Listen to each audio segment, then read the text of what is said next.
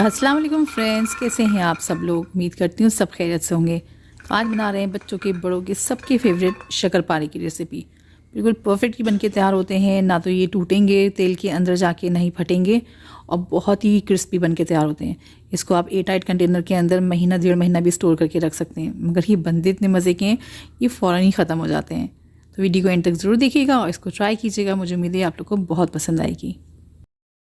तो शक्करपारों के लिए ना मेजरमेंट्स का आपने बहुत ख्याल रखना है। तो देखिए मैंने यहाँ पे 100 ग्राम से करीब आधा कप शक्कर ले ली है और इसमें डाल दी हैं 2 हरी इलायचियाँ। इसको आपने बारीक पीस लेना है।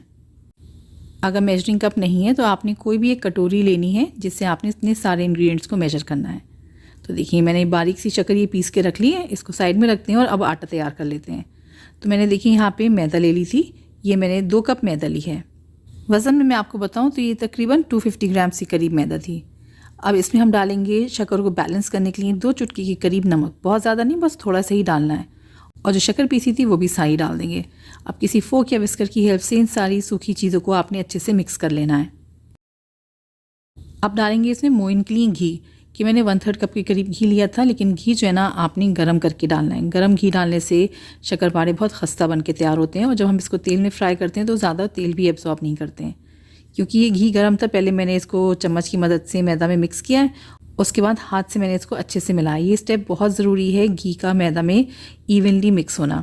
इस स्टेप को मोइन लगाना बोलते हैं। इससे होगा ये कि जब आप इसको हाथ में मुट्ठी में बांधेंगे ना तो ये आटा एकदम से मुट्ठी में आपके बन जाएगा, और जब हल्के से दबाएंगे तो ये टूट भी जाएगा। इसका मतलब है घी बिल्कुल परफेक्ट है।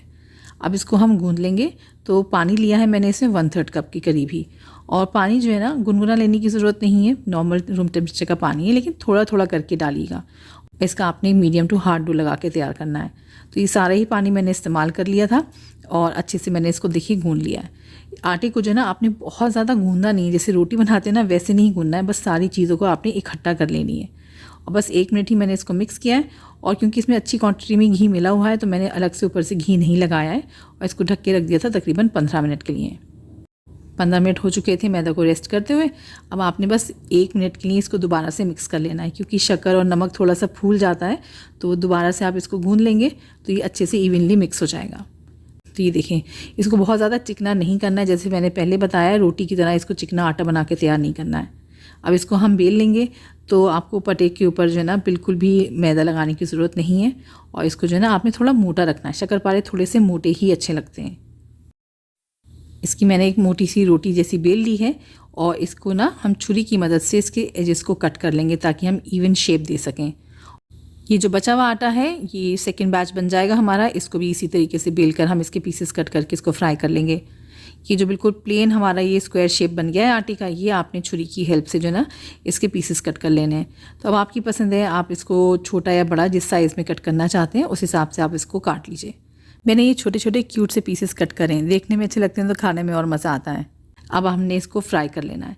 फ्राई करने के लिए तेल का टेम्परेचर का आपने बहुत ज़्यादा ध्यान रखना है। आपने हल्की आंच पे तेल को गर्म करना है, और तेल में आप थोड़ा सा ना आटे का टुकड़ा डाल के देखिएगा। अगर देखिए इस तरीके से हल्के हल्के से वो ऊपर आता है तो मतलब है तेल का टेम्परेचर बिल्कुल परफेक्ट है। एकदम से अगर मैदा ऊपर आ जाती है तो इसका मतलब है तेल बहुत ज़्यादा गर्म हो चुका है, तो आप गैस को 1-2 मिनट के लिए बंद कर दीजिएगा। ये परफेक्ट टेम्परेचर था तेल का। तो जो शक्करपारे मैंने बनाए तो इसका पूरा पहला बैच मैंने डाल दिया है।